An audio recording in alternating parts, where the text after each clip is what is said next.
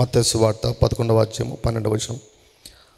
బాప్తిస్మం ఇచ్చు యోహాను దినములు మొదలుకొని ఇప్పటి వరకు పరలోక రాజ్యము బలాత్కారంగా పట్టబడుచున్నది, బలాత్కారులు దానిని ఆక్రమించుకొనుచున్నారు.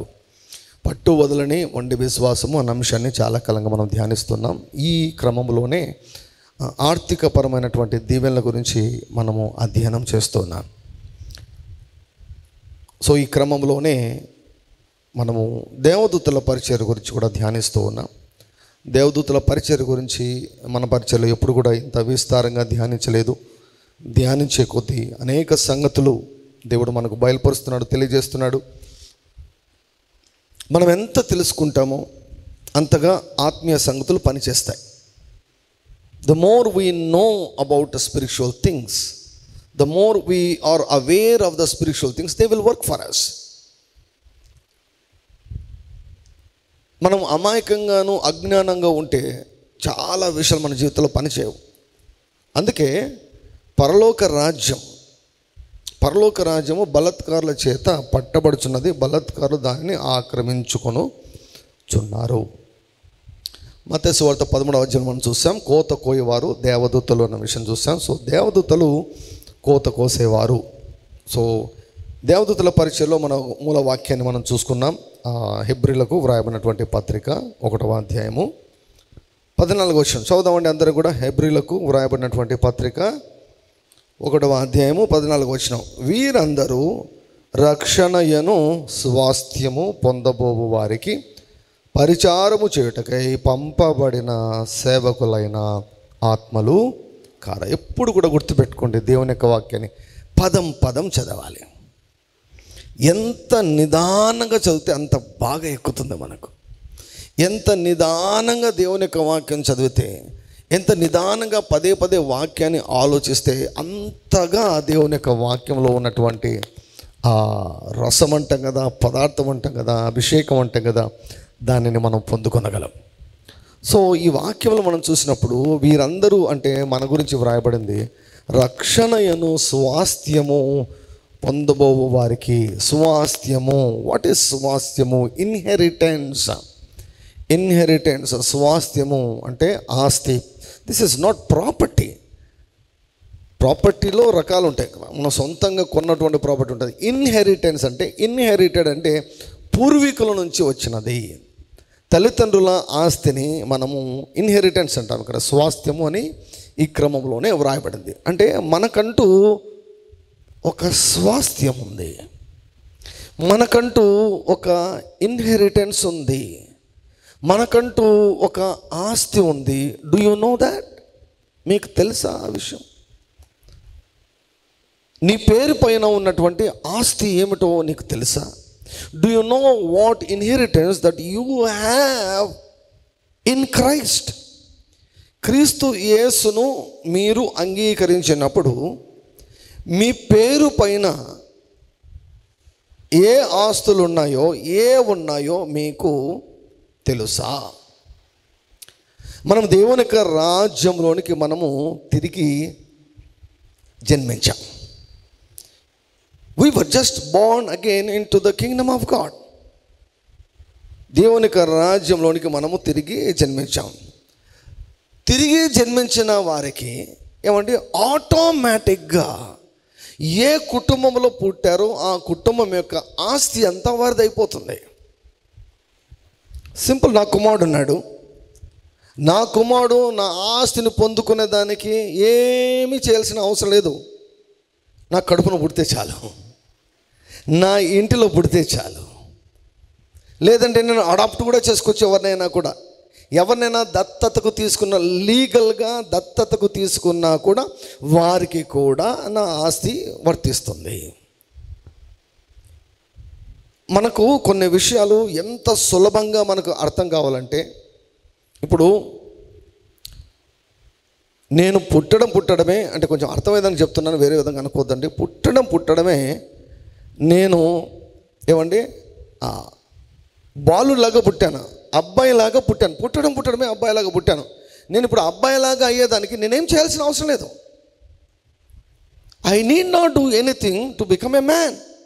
Because why? Because I was born like a boy, మగ పిల్లవాడిలాగా నేను పుట్టాను. పుట్టడమే మగ పిల్లవాడిలాగా పుట్టాను. ఇప్పుడు మగవాడేదానికి నేనేం చేయాల్సిన అవసరం లేదు. In the same way when we were born again in to the Kingdom of God, దేవుని యొక్క రాజ్యంలోనికి తిరిగి జన్మించినప్పుడు మనకంటూ ఒక స్టేటస్ ఉంది, మనకంటూ ఏమండి ఆ స్వాస్థ్యం కూడా ఉంది, ఆస్తి కూడా ఉంది కదా. నీ పేరు పైన ఏమేమి ఉన్నాయో, నీ పేరు పైన నీ ప్రభువు ఏమేమి సంపాదించి పెట్టాడో నువ్వు తెలుసుకోకపోతే భూమి మీద ఏమి ప్రయోజనం చెప్పండి? ఏమి ప్రయోజనం చెప్పండి? What is the use if you don't know what has been prepared for you by the Lord Jesus Christ? లోక భోగాల గురించి నేను చెప్పడం లేదు, శరీరేచ్ఛల గురించి నేను చెప్పడం లేదు. ఈ లోకంలో మెటీరియల్ బ్లెస్సింగ్స్ ఉన్నాయి, వస్తుపరమైనటువంటి దీవెనలు ఎన్నో ఉన్నాయి ఈ లోకంలో. అవి ఎవరు అనుభవిస్తారంటే డబ్బులు ఉన్న వాళ్ళు అనుభవిస్తారు. ఇప్పుడు కార్స్లో మనం అనుకుంటాం కానీ ఏమండి, మంచి ఎంత ఖర్చు పెడితే అంత ప్రొటెక్షన్ వస్తుంది కార్లో. డబ్బు పెట్టేకూడదు, ఆ కారు అంత పకడ్బందీగా ఉంటుందన్నమాట. ఎంత డబ్బు పెడితే అంటే ఎవరికి డబ్బులు ఉంటాయో వారికి మంచి కారు ఉంటుంది. ఆ మంచి కారు ఉన్నప్పుడు వారికి ఆ ప్రయాణం కూడా చాలా సుఖంగా ఉంటుంది. నేను అన్ని రకాల కార్లలో ప్రయాణం చేశాను. టాటా ఇండికా ఉండేది నాకు ఇంతకుముందు, చాలా చిన్న కారు ఉండేది. చాలా సంవత్సరాలు కారు కొనలేదు. ఒకసారి ఎందుకు అనిపించింది, ఒక విలేజ్కి సువార్తకు వెళ్ళాము. అక్కడి నుంచి వచ్చేటప్పుడు బైక్లో వస్తున్నాను నేను, ఆ విలేజ్ నుంచి బైక్లో వస్తూ గట్టిగా విడుదల చేశాను. నేను కారు గురించి గట్టిగా విడుదల చేశాను. నిజం చెప్తున్నాను, దేవుని యొక్క సన్నిధిలో ఒక నెలలోగా కారు వచ్చి ఇంట్లో పడింది. Just with in 1 month car వచ్చేసి ఇంట్లో పడింది. చాలా సంవత్సరాలు కారు లేకుండా జస్ట్ బైక్లో తిరుగుకుంటూ ఉన్నాను నేను. కారు వచ్చింది, చిన్న కారు. సో ఆ కారు అయిపోయిన తర్వాత మరొక కారు తీసుకున్నాం, ఆ కారు తర్వాత మరొక కారు తీసుకున్నాం. ఇప్పుడు నాకున్నటువంటి కారు ఫార్చునర్ కారు. చిన్న కారులో నేను తాడిపత్రి నుంచి అనంతపురంకు డ్రైవింగ్ చేసుకుంటూ ప్రయాణం చేస్తే అలసట అవుతుంది. చిన్న కారులో ప్రయాణం చేస్తే అలసట అవుతుంది, ఆ ఎగుళ్ళు దిగులకు అలసట అవుతుంది. ఇప్పుడు ప్రస్తుతానికి నేను డ్రైవింగ్ చేసే కారు ఫార్చునర్, టొయోటా ఫార్చునర్. దాని విలువనే 50 లక్షలు, కారు విలువ 50 లక్షలు. ఈ ఫార్చునర్లో ప్రయాణం చేస్తే ఎలా ఉంటుందో చెప్పంటారా? అసలు తాడిపత్రిలో ఒక వీధి నుంచి మరొక వీధికి వచ్చినట్లు ఉంటుంది. ప్రయాణం వలన కానీ డ్రైవింగ్ చేసి ప్రయాణం చేసి కానీ అస్సలు ప్రయాణం చేసినట్లే ఉండదు. నేనంటాను ఏమిటంటే, ఇటువంటి సౌకర్యమైనటువంటి విషయాలు దేవుడు ఎవరి కోసం పెట్టాడంటారు భూమి మీద? ఎవరి కోసం పెట్టారంటారు? మన మధ్యలో ఎందుకు అనిపించి నేను అమెజాన్లో చూస్తూ ఉంటే నా కళ్ళలో అంటే నాకు మామూలుగా మసాజర్ అంటే చాలా ఇష్టం.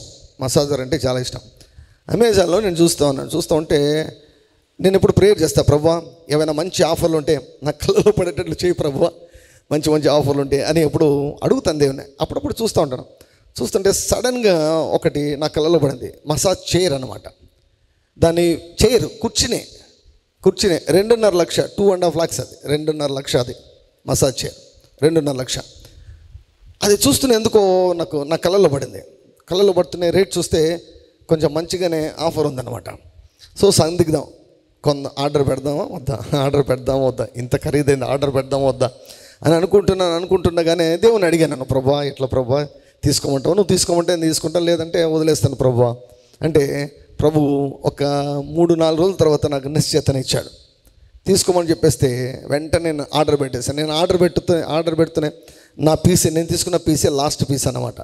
మళ్ళీ ఈ రోజు వరకు మళ్ళీ అది అందుబాటులో లేదు. చాలామంది నన్ను అడిగారు, ఈ పీస్ నాకు కూడా కావాలి ఉందా అంటే అక్కడ ఆన్లైన్లో అది అందుబాటులో లేదు. That was the last piece. మంచి ప్రైస్కి వచ్చింది. ఏమంటే 2.5 లక్షలు, ఒక కుర్చీ 2.5 లక్ష. అసలు నిజంగా దానిని నేను ఇంట్లోకి తీసుకున్న తర్వాత నాకు ఈ మీటింగ్స్ని బట్టి అసలు 2 వారాలు ఓపెనే చేయలేదు దాన్ని. 2 వారాలు దాన్ని ఓపెనే చేయలేదు, 2 వారాల కంటే పైగానే.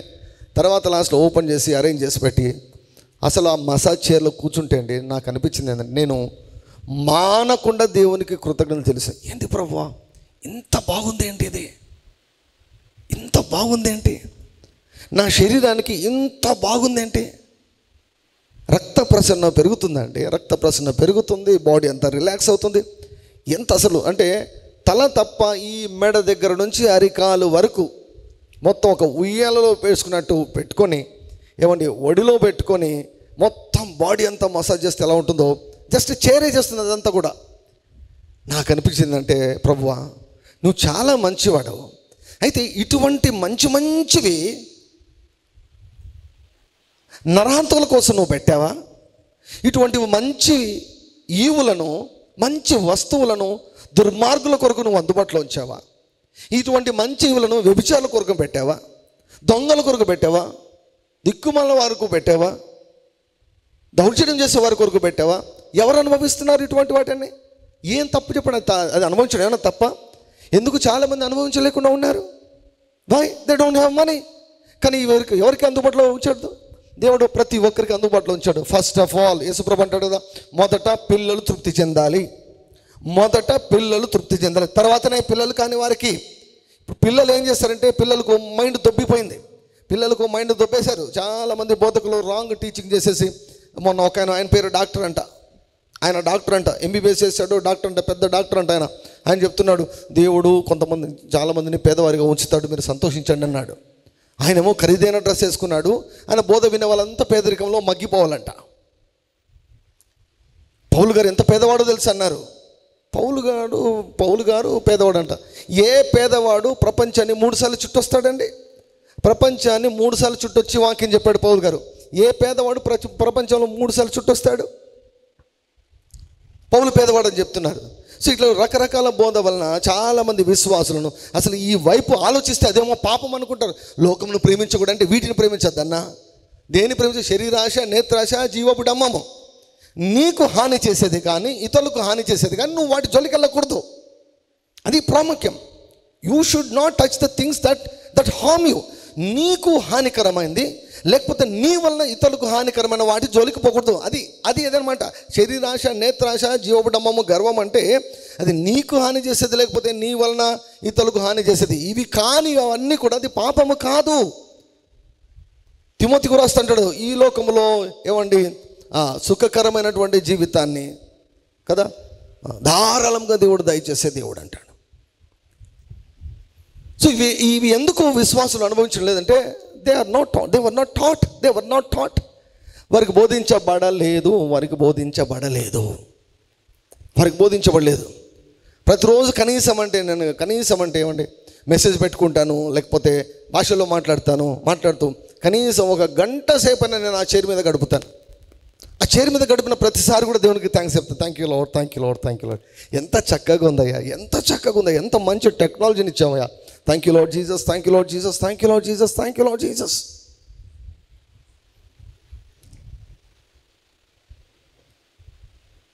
దేవుని పరంగా ఏ రీతిగా మనం ధనవంతులం కావచ్చు. పరలోక రాజ్యాన్ని బలాత్కారులు ఆక్రమించుకుంటున్నారంటే మీకు ఇంకా సులభమైన పద్ధతిలో చెప్తాను. పరలోక రాజ్యంలో ఏమి ఉందంటే, నీ ఆస్తి ఉంది, నీ స్వాస్థ్యం ఉంది.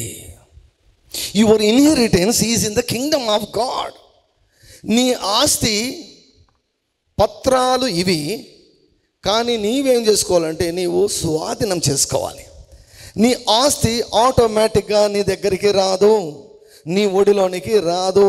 నీ పేరు మీద ఉంది కానీ నీ ఒడిలోనికి రాదు. నీ అకౌంట్లో ఉంది కానీ నీ ఒడిలోనికి రాదు. నీ పేరు మీదనే ఉంది ఆస్తి, నీ అకౌంట్లో ఉంది ఆస్తి. సో కాబట్టి నీ ఆస్తి ఏమిటో తెలుసుకోవాలి, నీ స్వాస్థ్యం ఏమిటో తెలుసుకోవాలి. యేసుక్రీస్తు ప్రభుల వారు కష్టపడి సంపాదించి మరణించేటప్పుడు నీ పేరు మీద ఏమేమి రాశాడో మీరు తెలుసుకోవాలి. తెలుసుకొని వాటిని బలాత్కారముగా స్వాధీనం చేసుకోవాలంటే పోరాడాలి. You need to fight to possess what has been prepared for you. You need to fight to get your inheritance. నీ స్వాస్థ్యాన్ని స్వాధీనం చేసుకునే దానికి నీవు పోరాడాలి. ఇప్పుడు చదవనటువంటి లేఖనాలు మనం చూస్తే రక్షణ అయిన స్వాస్థ్యమును పొందబో వారికి పరిచారము చేటుకే పంపబడిన సేవకులైన ఆత్మలు కాదా అని దేవదూతల గురించి వ్రాయబడింది. అంటే అర్థం ఏమిటంటే దేవదూతలను దేవుడు పంపాడు, దేవదూతలను దేవుడు మన కొరకు పంపాడు. ఆ దేవదూతల యొక్క ముఖ్యమైనటువంటి పని ఏమిటంటే నీ ఆస్తి, నీ పేరు మీద ఉన్నటువంటి ఆస్తి నీవు అనుభవించేటట్లు వాళ్ళు చేస్తారు. That is the thing. ఆ స్వాస్థ్యాన్ని నీకు అందచేస్తారు. వారేమి సృష్టించరు, వారికి సృష్టించే ఇది లేదు, వారు అందచేస్తారు నీకు.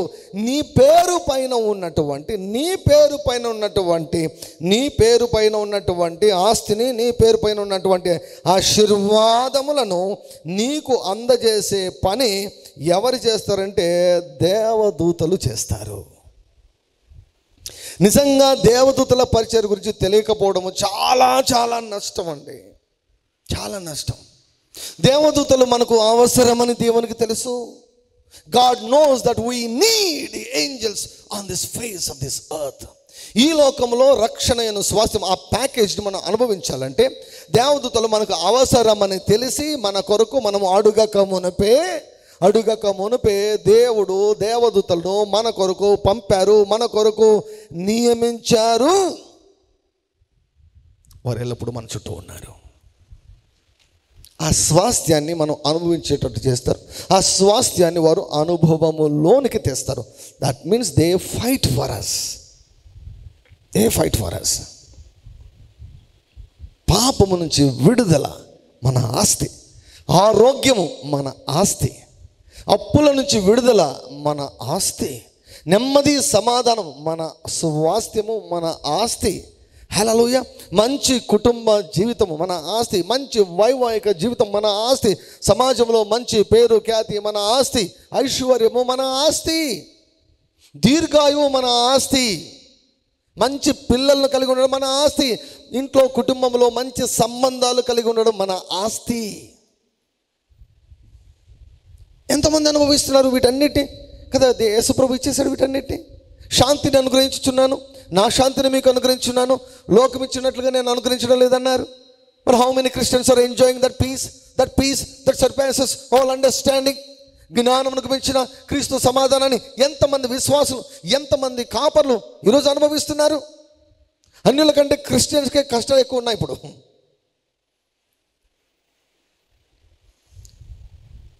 చాలామంది జీవితంలో దేవదూతలు పనిపాటు లేకుండా గొల్లు గిల్లుకుంటూ కూర్చున్నారంట. ఎందుకంటే తెలియదు. They don't know, they are not aware. యోహాను సువార్త 5వ అధ్యాయం, 5వ అధ్యాయాన్ని మీరు ఇంతవరకు చదవని రీతిగా ఏమని ఇప్పుడు చదువుతారు మీరు. ఇది వరకు మీరు చూడనది నేను ఈరోజు మీకు చూపించబోతున్నా కదా. 5వ అధ్యాయం 2వ వచనం. యెరూషలేములో గొర్రెల ద్వారం దగ్గర హెబ్రీ భాషలో బెతెస్దా అనబడిన ఒక కోనేరు కలదు. దానికి 5 మంటపములు గలవు. ఆయా సమయములకు దేవదూత, హల్లెలూయా. చాలామంది బెతెస్దా కోనేరు అంటే వెంటనే దైవజనులు అంకుల్ డీజెస్ దినకరన్ అంకుల్ గారు గుర్తుకొస్తారు. బెతెస్దా ప్రేయర్ సెంటర్ అని గుర్తుకొస్తుంది. లేకపోతే కొన్ని సంఘాలు బెతెస్దా, కొన్ని prayer centres Bethesda prayer centre ఇవన్నీ పెట్టుకున్నారు. బెతెస్దా అంటూనే మనకు ఆ కుంటివాడు గుర్తుకొస్తాడు, రకరకాలన్నీ కూడా గుర్తుకొస్తాయి. కానీ బెతెస్దా కోనేరు దగ్గర స్వస్థతను అందించేవారు ఎవరు అంటే దేవదూత. It is the Angel cent from heaven. పరలోకం నుండి ఒక దేవదూత కోనేటిలో దిగి నీళ్లు కదిలించుట కలదు. నీరు కదిలింపబడిన పిమ్మట మొదట ఎవడు దిగునో వాడు ఎట్టి వ్యాధి గలవాడైనను బాగుపడును గనుక ఆ మంటపంలో రోగులు, గ్రుడ్డివారు, కుంటివారు, ఊచకాలు, చేతులు గలవారు గుంపులుగా పడి ఉండరి. Did you see the ministry of angels? దేవదూతల యొక్క పనిని ఇక్కడ మీరు చూస్తున్నారా? దేవదూత యొక్క పని ఏమిటి? ప్రజలకు స్వస్థతను అందించే పని, ప్రజలకు ఆరోగ్యాన్ని అందించే పని. దేవదూతలు ఒకవేళ నీ యొక్క దేహంలో అవయవాలు పూర్తిగా పాడైపోయింటే క్రొత్త అవయవాలు మీ కొరకు తీసుకొని వస్తారు. ఒక సర్వీస్ జరుగుతుందంట, దైవజనుడు మంచి అభిషేకంతో ఆయన వాక్యం చెబుతున్నాడు. వాక్యం చెబుతున్నప్పుడు సడన్గా ఆయన మనోనేతలు తెరవబడితే దేవదూతలు పల్లెలు చేతిలో, బంగారు పల్లెలు చేతిలో పెట్టుకొని అక్కడక్కడక్కడక్కడ ఒక 3-4 చోట్ల నిలబడి ఉన్నారంట. ఈయన చూస్తున్నారు, అడుగుతున్నారు, ఏంటి ప్రభు పరిశుద్ధాత్మ, ఏంటిది? ఈ యొక్క దర్శన భావం ఏంటి? ఈ ఓపెన్ విజన్ యొక్క భావం ఏంటి? ఈ ఓపెన్ విజన్ యొక్క భావం ఏంటి అంటే, ఎక్కడెక్కడ దేవదూతలు నిలబడి ఉన్నారో అక్కడ ఉన్న వ్యక్తులకు నూతన అవయవాలు అవసరము. వారి అవయవాలు పూర్తిగా పాడైపోయాయి. వారికి అవయవాలు ఇచ్చేదానికి దేవదూతలు వచ్చారు. కానీ వారు చూస్తే స్పందించడం లేదంట. వారు అసలు గుర్తించడం లేదంట. ఇప్పుడు కూడా గుర్తుపెట్టుకోండి ప్రియులారా, మనకి ఎప్పుడు కూడా ఆత్మీయ కుష్ఠరోగం రాకూడదు. ఆత్మీయ కుష్ఠరోగం వస్తే దేవుణ్ణి గుర్తించలేం, దేవదూతలను గుర్తించలేం, దేవుడు మన కొరకు ఏం సిద్ధపరిచారో దాన్ని కూడా మనం పొందుకోలేం. ఎప్పుడు కూడా గుర్తుపెట్టుకోండి, మందిరానికి వచ్చిన ప్రభువా ఈరోజు నా కొరకు ఏం దాచిపెట్టావో నేను పొందుకొని పోవాలి, నేను మిస్ కాకూడదు. ప్రకటించబడిన వాక్యం నాలో వ్యర్థం కాకూడదు. ఈ రోజు కొరకు నువ్వు నా కొరకు ఏం సిద్ధపరిచావో నేను దాన్ని పట్టుకొని పోవాలి. మాట అయితే ఆ మాట నేను పట్టుకొని పోవాలి. నువ్వు నాకు ఇచ్చిన వాక్కు నేను పట్టుకొని పోవాలి. నాకు సమయం వృధా కాకూడదు. ఒక్క మాట చాలు, తరతరాలుగా జీవితాలను మార్చేస్తుంది, వంశాలను మార్చేస్తుందండి. ఒక్క మాట చాలు, దేవుని నుంచి వచ్చే ఒక్క మాట, one word can and will change your life for ever and ever. ఆ ఒక్క మాట కొరకు ఆశ, మనం ఎంత ఆశతో వస్తే అంత బలంగా దేవుడు మాట్లాడతాడు. దేవదూతలు ఆ పల్లెములో అవయవాలు తీసుకొని వెనక్కి వెళ్ళిపోయారంట. Very sad. ఎప్పుడు కూడా ప్రభువా నేను గుర్తించాలి. నీవు నాతో ఏమైనా డీల్ చేస్తుంటే, నీవు నాతో ఏదైనా మాట్లాడుతుంటే, నీవు నాకు ఏదైనా తెలియజేస్తుంటే నేను మిస్ కాకూడదు.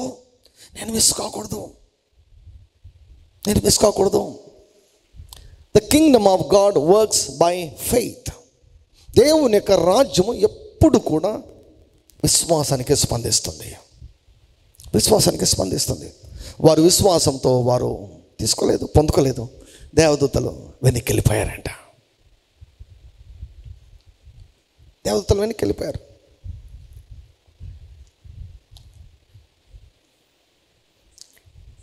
ఒకసారి కెన్నెత్ హేగిన్ గారు, మన ఆత్మీయ తండ్రి కెన్నెత్ హేగిన్ గారు ఒక ప్రాంతంలో వారు ఉన్నప్పుడు ఆ రూమ్లో ఆయనకు తెలుస్తుందంట, 2 దేవదూతలు ఆ రూమ్లో ఉన్నారు అని తెలుస్తుందంట. అంటే కళ్ళకు కనిపించడం లేదు, దర్శనం కూడా కనిపించడం లేదు, కానీ 2 వ్యక్తులు ఉన్నారని తెలుస్తుంది అనమాట. He was very conscious that 2 persons was there. వారు అక్కడ ఉన్నారు, కానీ కెన్నెత్ హేగిన్ గారు దాన్ని పెద్దగా పట్టించుకోలేదంట. వారు ఎవరు, ఎందుకు వచ్చారు, ఏమిటి సంగతులు అని ఏమాత్రం పట్టించుకోకుండా లైట్గా తీసుకొని వదిలేశాడంట. కట్ చేస్తే ఒక సంవత్సరం తర్వాత ఒక రకమైనటువంటి ఆర్థిక మాంద్యంలోనికి కెన్నెత్ హేగిన్ గారు వెళ్ళారు.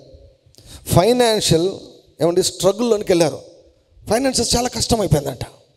1 yearకు ఫైనాన్షియల్స్ బాగా కష్టమైపోతే దేవుని యొక్క సన్నిధికి వెళ్ళి, ప్రభువా నేను నమ్మకంగా జీవిస్తున్నాను కదా, నమ్మకంగా నేను పరిచయం చేస్తున్నాను కదా, why this is happening to me, ఇది ఎందుకు జరుగుతుంది, నాకు ఎందుకు ఫైనాన్షియల్గా నేను స్ట్రగుల్ అవుతున్నాను, కావాల్సినటువంటి అమౌంట్ ఎందుకు ఫ్లో కావడం లేదు, ఏంటైనా నాకు ఏం అర్థం కావడం లేదంటే, అప్పుడు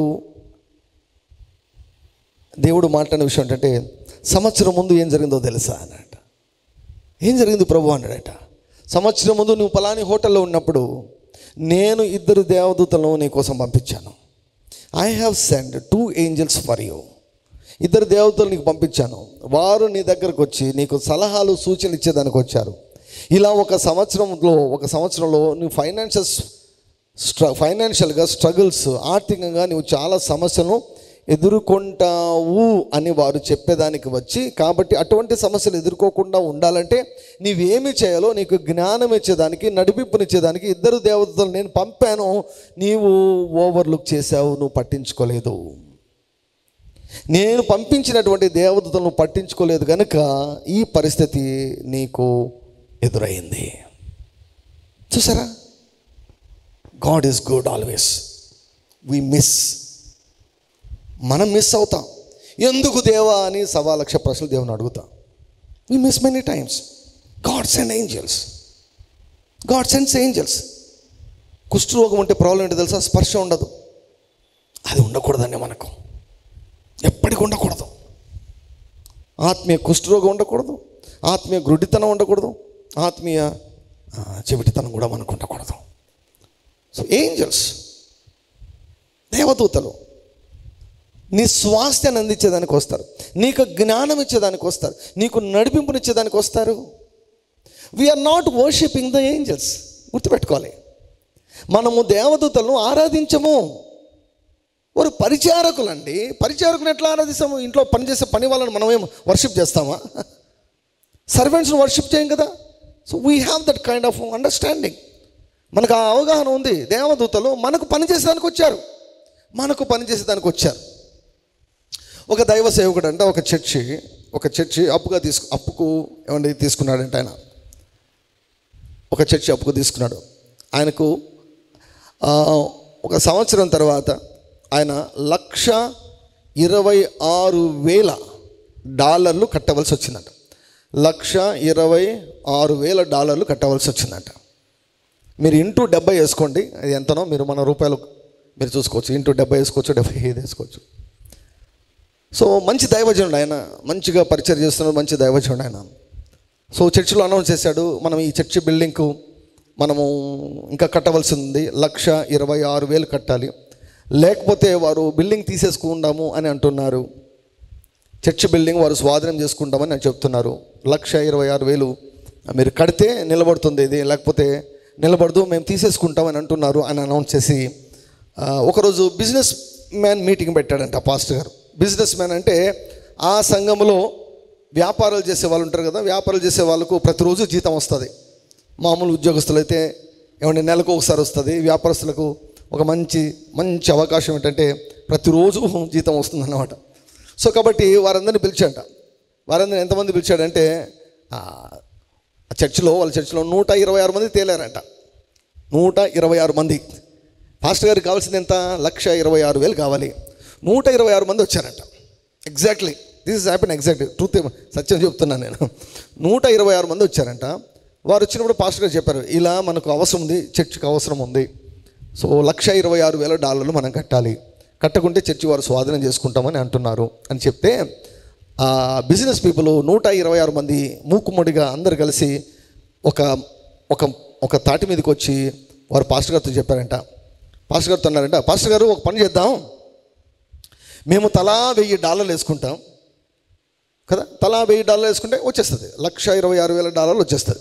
తలా $1,000 వేసేసుకుంటాం. అయితే ఈ చర్చి మా పేరు మీద రాసేయండి, మీరు మాకు రెంట్ కట్టండి అన్నారట. మీరు మా 126 మంది పేరు మీద ఈ చర్చి రాయండి, మీరు మాకు రెంట్ కట్టండి అన్నారట. ఇప్పుడు ఈయన దైవజనుడికి ఇంకా ఆయనకేం బిజినెస్లు ఏం లేవు, ఎంతసేపు ఉన్నా కూడా సంఘం ద్వారా వచ్చే కానుకల ద్వారా ఏమైనా చేయాలన్నమాట. సో వీళ్ళు డబ్బులు పెట్టుకొని కూడా డబ్బులు ఉన్నాయని కదా అర్థం. ఇప్పుడు 126 మంది ఒక్కొక్కరి దగ్గర $1,000 ఉన్నాయి, కానీ వాళ్ళు ఇచ్చేదానికి వారు సంశయించి వారు అలా చెప్పారు. సో దైవజనులు పాస్టర్ గారు దేవుని యొక్క సన్నిధికి వెళ్ళి, ప్రభువా ఏం చేయాలి ప్రభువా, 126 మంది ఇట్లా చెప్తున్నారు, వాళ్ళ పేరు మీద రాసిమంటున్నారు, ఇది ఎట్లా మరి రాసిమంటావంటే అన్నారంట, ఇప్పుడు ఓనరు నేను తట్టుకోలేకున్నావు, 126 మందిని ఎట్లా తట్టుకుంటావు అన్నాడంట దేవుడు. అని చెప్పి డోంట్ డూ దట్ చేయొద్దు అన్నాడంట. సో ఆయన అనౌన్స్ చేశాడు, సో మీ యొక్క సలహాకు ధన్యవాదాలు, అయితే సలహా ప్రభు వద్దన్నాడని ఆయన పట్టించుకోకుండా ఆయన పని తను చేసుకుంటున్నాడు. ఒకరోజు ఒక ప్రాంతంలో వాకింగ్ చెప్పేదానికి వెళ్ళాడంట. వాకింగ్ చెప్పేదానికి వెళ్తే అక్కడ ఆయన లాడ్జ్లో ఉన్నారు, హోటల్లో ఉంటే ఏమండి తలుపులు వేసి ఉండగా ఒక ఇద్దరు దేవదూతలు వచ్చి నిలబడ్డారంట. ఆయన చూశాడు, ఎవరు మీరు, ఎక్కడి నుంచి వచ్చారంటే, మేము దేవుని యొక్క సింహాసనం ఉన్నటువంటి స్థలం నుంచి వచ్చాము, యెహోవా సన్నిధి నుంచి వచ్చాము. దేనికి వచ్చారు అన్నారట. నీవు ఫైనాన్షియల్స్లో ఇబ్బంది పడుతున్నావు, ఆర్థికంగా నువ్వు ఇబ్బంది పడుతున్నావు, వాటిని సరి చేసేదానికి మేము వచ్చాము ఇద్దరం అన్నారట. సరి చేసేదానికి వచ్చామన్నా. రైట్, మరి ఎందుకు వెయిట్ చేస్తున్నారు అన్నాడంట. ఎందుకు వెయిట్ చేస్తున్నారు అంటే వారిద్దరూ చెప్పినటువంటి మాట బాగా వినండి. ఇందులో మీకు పరిష్కారాలు ఉన్నాయి. ఇందులో నేను చెప్పే మాటలో వారు ఏమనంటే, ఆ దేవదూతలు ఏమన్నారంటే, దేవుడు మమ్మల్ని పంపించాడు కానీ మీరు మమ్మల్ని పంపించాలి ఇప్పుడు అన్నారంట. God has sent us on this mission, but you have to send us so that we can work for you. నీకు ఈ పని చేసి పెట్టాలంటే నీవు మాకు విశ్వాసముతో ఆజ్ఞాపించాలి. Give us a faith command so that we will be sent. దేవుడు మమ్మల్ని పంపాడు, మీరు మమ్మల్ని పంపాలి. దేవుడు మన కొరకు, మన సమస్యలన్నిటి కొరకు దేవుడు ఎన్నిసార్లు దేవదూతలను పంపాడో మనం పంపామా? అసలు వాళ్ళు వచ్చారో లేదో తెలియదే. వచ్చారో లేదో తెలియకుంటే మనం ఎలా పంపుతాం? అనేక సార్లు దేవదూతల పరిచర్యను మనం ఉపయోగించుకోకపోవడం వల్ల ఎన్ని సమస్యలు, ఎన్ని ఇబ్బందులు మనం ఎదుర్కొంటాం. యోసేపు మరియకు మధ్య గొడవ వచ్చింది కదా, భార్య భర్తలు కాబోయే వారి ఇద్దరి మధ్య గొడవ వచ్చింది కదా. ఆ కుటుంబాన్ని ఎవరు నిలబెట్టారండి? ఎవరు నిలబెట్టారు? ఎవరు నిలబెట్టగలరు? వివాహానికి ముందే గర్భవతి ఏంటంటే ఆ కుటుంబాన్ని ఎవరు నిలబెట్టగలరు? Who can build such a family? ఎవరికి తెలుసు? చరిత్రలో ఎప్పుడు లేదు కదా. పరిశుద్ధాత్మల గర్భం ధరించడం ఉన్నది చరిత్రలో ఎప్పుడు లేదు కదా. ఎవరు పంచాయతీ చేసండి? ఏ మధ్యవర్తి, ఏ పెళ్ళిళ్ళ పేరు వారిని సెట్ చేస్తాడండి? ఏ మధ్యవర్తి వారిని సెట్ చేస్తాడు? దేవదూతలు సెట్ చేశారు వారిని. వారిద్దరిని, ఆ కుటుంబాన్ని దేవదూతలు నిలబెట్టారు. నీకు ఏ అవసరం ఉన్నా కూడా ఆ అవసరానికి సంబంధించినటువంటి దేవదూతలు ఉన్నారు.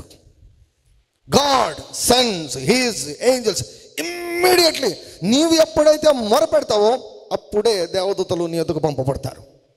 మనం గుర్తించాలి. We should know how God operates. దేవుడు ఎలా పని చేస్తాడో తెలుసుకోవాలి. మనకు తెలిసిందంతా మొరపెట్టడం, ఏడ్చడమో, దేవుడు ఏదో కార్యం చేయడం ఇది కాదు. చేస్తాడైనా ఎలా? దేవదూతల ద్వారా రక్షణను, స్వాస్థ్యము పొందబో వారి కొరకై పరిచారం చేయటకై పంపబడిన సేవకులైన ఆత్మలు కారా? దేవుడు పంపాడు, మీరు పంపండి. ఈ దైవజనుడికి తెలుసు, దేవదూతల పరిచయం గురించి తెలిసి దైవజనుడికి ఆయన అన్నాడంట, దేవుడు తన ఐశ్వర్యము చొప్పున క్రీస్తు యేసునందు మహిమలో నా యొక్క ప్రతి అవసరతను తీర్చును. ఎప్పుడైతే దేవుని యొక్క వాక్యాన్ని మాట్లాడాడో ఇద్దరు దేవదూతలు ఎస్ బాస్ అని చెప్పేసి మాయమైపోయారంట. దేవదూతలను మీరు వెళ్ళండి అని కూడా చెప్పలేదు. He just spoke the word of God. దేవుని యొక్క వాక్యాన్ని నెరవేర్చేవారు దేవదూతలు. ఆ వాక్యాన్ని ఎప్పుడు నెరవేరుస్తారు? బైబిల్లో ఉంటే నెరవేర్చరు, గోడ మీద ఉంటే నెరవేర్చరు. కానీ నీవు ఆ వాక్యానికి స్వరాన్ని ఇస్తే అప్పుడు ఆ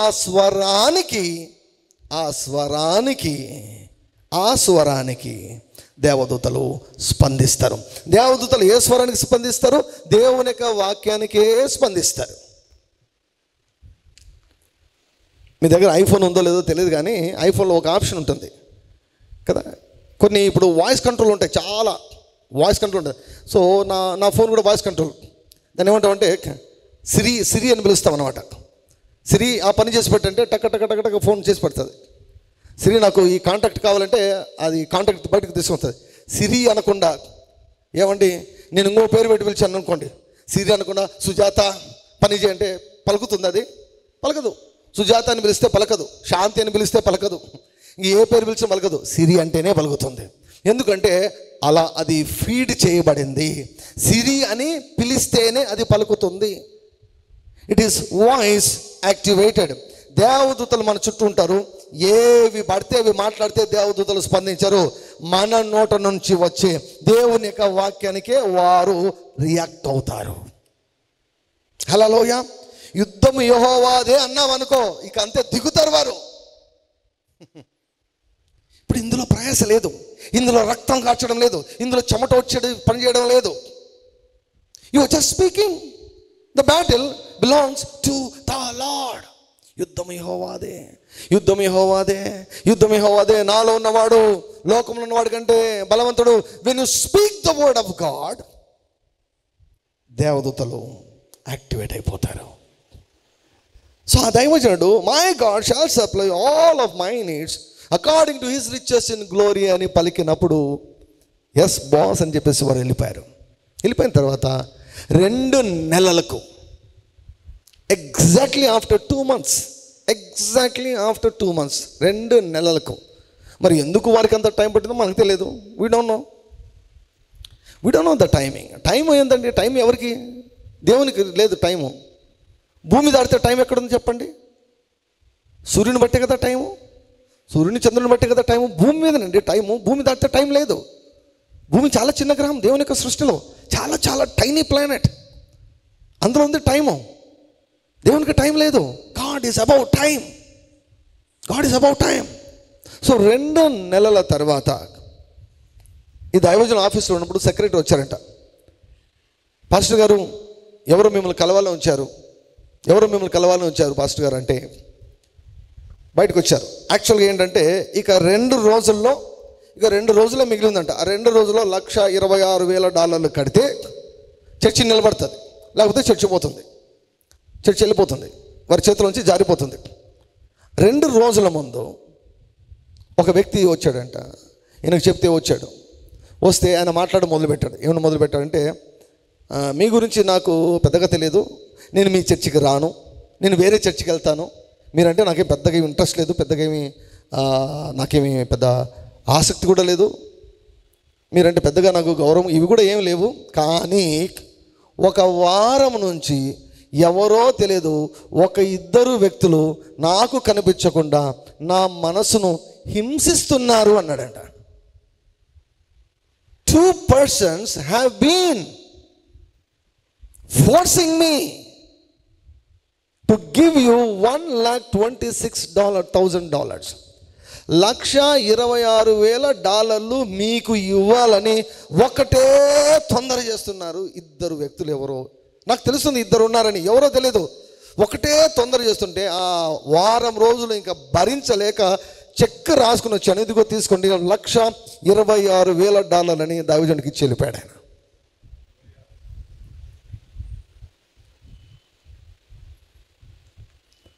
ఇవి అందుబాటులో ఉన్నాయి మనకు, అందుబాటులో ఉన్నాయి. అని ఏ సర్కస్లు చేయలేదు దైవజనుడు, ఏ సర్కస్లు చేస్తే ఏ జిమ్మిక్కు చేయలేదు. ఆయనకు పని చేసింది నీకు కూడా పని చేస్తుంది. ఆ దైవజనుడితో దేవుడు అన్నాడంట, దీని గురించి నువ్వు ఎంత ఎక్కువ మాట్లాడితే అంత ఎక్కువగా దేవదూతలు నీ దగ్గరికి డబ్బులు తీసుకుని వస్తారన్నాడంట. చూసారా, దయ్యాలు మనుషుని ఏ రీతిగా బలవంతం చేస్తాయో దేవదూతలు కూడా నడిపిస్తారు వారిని. ఎగ్జాక్ట్ ఫిగర్ ఎంత పక్కా చూడండి. దేవుని యొక్క వాక్యాన్ని మాట్లాడడం అంత ప్రాముఖ్యం. అందుకే నీ భవిష్యత్తును సృష్టించుకునే పుస్తకం ఉంది, పుస్తకం నిండా దేవుని యొక్క వాక్యాన్ని. ఆ పుస్తకాన్ని రోజు ఎవరు చదువుతారు వారి చుట్టూ నాకు తెలిసి వందల దేవదూతలు పనిచేస్తుంటారు. ఎంత ఎక్కువ వాక్యం మాట్లాడితే ఆ వాక్యం మాట్లాడితే వారికి పనిచేస్తారు దేవదూతలు. Angels will work for them. ఒక దైవజనుడు ఒకరోజు ఎయిర్ప్లేన్లో వెళ్తున్నాడంట. చాలా ఎగ్జాంపుల్స్ ఉన్నాయండి, so many examples are there to tell you. మీకు చెప్పాలంటే so many examples are there. Angelic ministry wonderful ministry. దేవదూతల పరిచయం పెట్టుకొని మనం ఇట్లా ఉండకూడదు. దేవదూతల పరిచయం పెట్టుకొని అసలు మన పాఠం కదా, యెహోవా ఈరే చాలిన దేవుడవు. You worship God. ఆ మాటను దేవదూతలు నెరవేరుస్తారు. సిన్సియర్గా స్తుతించు, సిన్సియర్గా ఆరాధించు, దేవదూతలు నీ జీవితంలో పనిచేస్తారు. స్వాస్థ్యాన్ని మనము అనుభవించినట్లుగా దేవదూతలు పనిచేస్తారు. దేవదూతలు దేవుని యొక్క వాక్యానికి స్పందిస్తారు. ఒక దైవజనునికి దేవుడు చెప్పాడంట, ఇప్పటి నుంచి నీవు స్వస్థత అభిషేకంలో మరొక స్థాయిలోకి వెళ్ళబోతున్నావు అన్నాడట. దేవుని యొక్క సన్నిధిలో గడుపుతున్నప్పుడు you are going in to next level in administering healing to the sick people. అనారోగ్యంగా ఉన్నటువంటి వారికి స్వస్థతను ఇచ్చేదాని కొరకు నువ్వు మరొక స్థాయిలోనికి ఒక హెచ్చింపు నేను ఇవ్వబోతున్నానని చెప్పాడు. అని దేవుడు చెప్పిన వెంటనే ఆయన చూస్తుండగానే ఈ సైడు ఒక సైడు 50 మంది దేవదూతలు, ఎడమ ప్రక్క 50 మంది దేవదూతలు. వీరేంటి ప్రభు అంటే, నేను నీకు ఈ పని కొరకు 100 మంది దేవదూతలను అసైన్ చేశాను, 100 మంది దేవదూతలు నియమించాను. నువ్వెప్పుడు హీలింగ్ ప్రేయర్స్ చేసినా, నువ్వెప్పుడు స్వస్థత ప్రార్థన చేసినా, వీరు ఎప్పుడు కూడా యాక్టివ్గా ఉంటారు. వీరు సిక్ పీపుల్కు, అనారోగ్యంగా ఉన్న వారికి ఏవేవి చేయాలో వారికి అంతా కూడా వీరు మొత్తం చేసి పెడతారు. నీకు సర్వ్ చేస్తారు. నువ్వు ఎక్కడ మీటికి వెళ్ళినా కూడా ఈ 100 మంది దేవదూతలు నీ వెంట వస్తారు. దేవుడు నియమించాడు. ఆయన దేవునికి చాలా థ్యాంక్స్ చెప్పాడు. ఆయన చనిపోయిన తర్వాత వాళ్ళ భార్యతో దేవుడు అన్నాడంట, నీ భర్త నా దగ్గరికి వచ్చాడు, కానీ ఆయన కొరకు నేను నియమించిన 100 మంది దేవదూతలు భూమి మీదనే ఉన్నారు. అయితే 50 మంది దేవదూతలు నీతో ఉంటారు. అంటే ఆయన యొక్క పరిచయం తన భార్య నడిపిస్తోంది అన్నమాట. ఆయన చనిపోయారు, ఆయన పరిచయం తన భార్య నడిపిస్తుంటే 50 మంది, అందులో 100 మంది దేవదూతల్లో 50 మందిని నీకు అసైన్ చేశాను. ఇంకా 50 మంది ఈ పరిచర్యలో ఎవరైతే పార్ట్నర్గా ఉండి సేవ చేస్తున్నారో, ఈ పరిచయతో ఎవరైనా అనుసంధానం కలిగి ఈ పరిచర్య కవరింగ్ కింద ఎవరైతే సంఘాలు నడిపించుకుంటున్నారో వారికి ఆ 50 మంది దేవదూతలను డిస్ట్రిబ్యూట్ చేశాను అన్నాడంట. నీవు నమ్మకంగా ఉంటే నీకు ఇంకా 50 మంది దేవదూతలను ఇస్తాను అన్నాడంట దేవుడు. ఈ దేవదూతలు ఏం చేస్తారంటే క్రొత్త బాడీ పార్ట్స్ తీసుకొని రావడం, ఏవి ఉండకూడదో వాటిని తీసేయడం, ఏవి ఏ స్థానంలో ఆ స్థానంలో ఉంచడం కదా. బెతెస్దా కోనేరు దగ్గర అదే జరిగింది. ఎట్టి వ్యాధి గల వాడైనను, ఆ మాట చాలా పవర్ఫుల్ అండి, వెరీ వెరీ పవర్ఫుల్. ఎట్టి వ్యాధి గల వాడైనను, తలనొప్పి నుంచి క్యాన్సర్ వరకు ఎట్టి వ్యాధి గల వాడైనా బాగవుతాడు. That is the power of anointing, heavenly anointing. పరలోక అభిషేకం యొక్క శక్తి ఏంటంటే అది ఏ రోగమైనా, దేవునికి హెడ్ఏక్కు క్యాన్సర్కు ఏం పెద్ద డిఫరెన్స్ లేదు. దేవునికి అభిషేకానికి తలనొప్పికి క్యాన్సర్కి ఏం మనకు కష్టం, అమ్మో క్యాన్సర్ అంటే మనకు ఇబ్బంది, దేవునికి అభిషేకానికి ఏం కాదు. అందుకే ఎట్టి వ్యాధి గలవాడైనను దేవదూత వచ్చి అలా అల్లాడిచ్చాడంటే ఎట్టి వ్యాధి గలవాడైనా బాగుపడతాడు. అదే దేవదూతలు మన కొరకు వారు ఉన్నారు. కాబట్టి దేవదూతను ఇచ్చినందుకు దేవునికి కృతజ్ఞత చెల్లించి ఈ వాక్యాలు మనం వింటూ దేవుని యొక్క వాక్యం మనం మాట్లాడినప్పుడు దేవదూతలు మన కొరకు వారు పనిచేస్తారు. దేవుడి యొక్క మాట మన వెనుకలో 1000 రెట్లుగా ఫలింపచేసి మనల్ని వాడుకొనును గాక.